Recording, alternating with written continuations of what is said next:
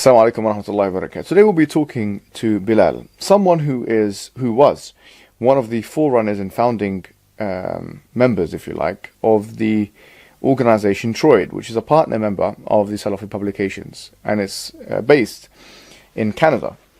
He's going to be giving us insight as to the excesses of this particular sect, this particular fringe sect, which has been noted to be one of the most exploitative, non-violent fringe sects in all of Islam, and that is the followers of Sheikh Rabi al-Madkhali, or the proposed followers of Sheikh Rabi al-Madkhali. Of course, you could even argue that he wouldn't endorse these things either. But we're going to be talking about some of their behaviors, both from a pragmatical and theoretical level, in Canada, so we can potentially triangulate some of the practices that are happening here in the UK with some of the practices that are happening across the pond in the US and in Canada.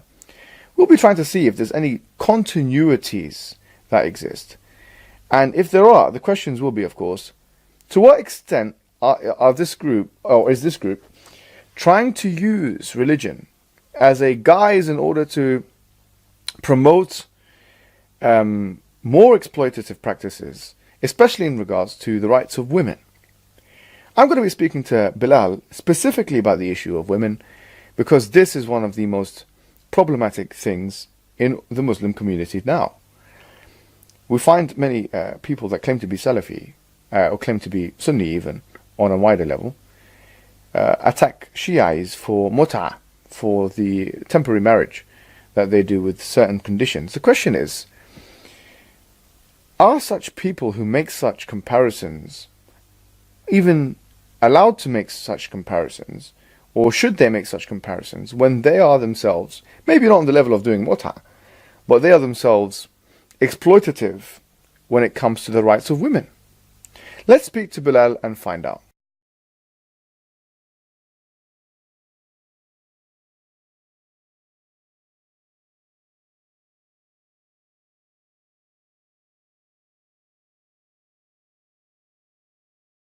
So Bilal, I'm very glad to have you on this show. I've got a question for you, Bilal.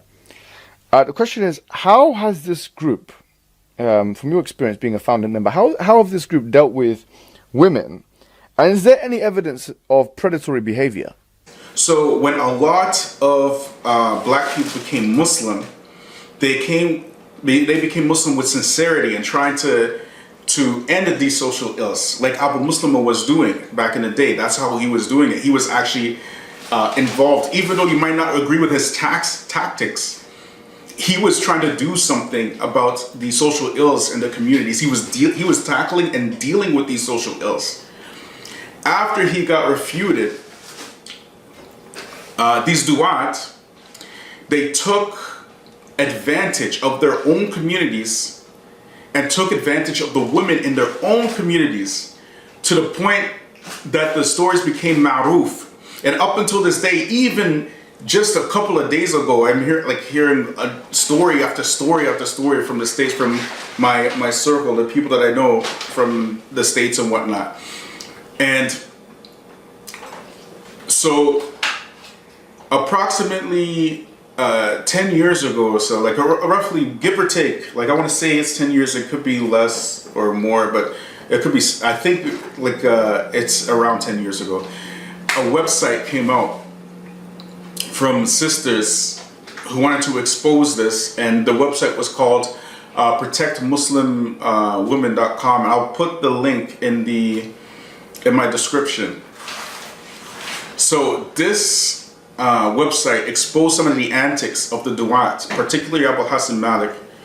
But we know the stories. We know the stories about Hassan Somali, for example, Abu Hassan Malik. And even I'll put the links for some of the things that happened with even Bilal Davies, right, in the scriptures. So everybody can see that I'm not lying. I'm not making this stuff up, right? This stuff has been happening for many, many, many years.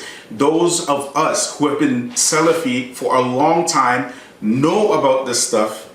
And for example, my wife, she will not allow me to speak about the details about these things in front of my children. That's how well known this stuff is. It is well known. And these brothers, they come with a lot of catchphrases, and they use their status as da'is to take advantage of women. And most of these women, and the men as well, right?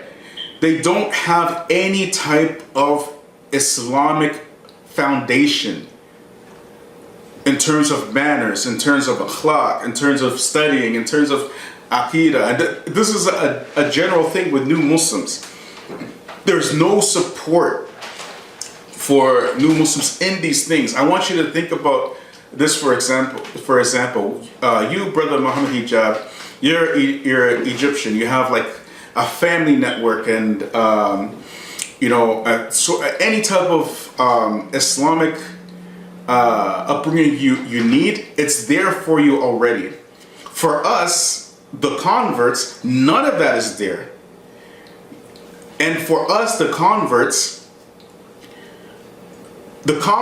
will have a difficult time marrying into families of Muslims who are not converts. Very difficult. It's very difficult.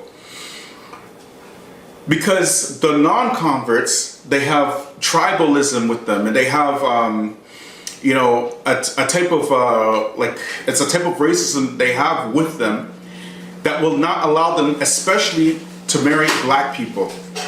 So now you have a whole influx, literally hundreds of thousands of black converts, right? And even white converts or whatever, right?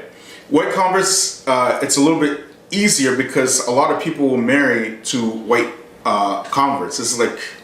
It's very simple for them, right? But for a black convert, it's not the same world at all. It's not the same world.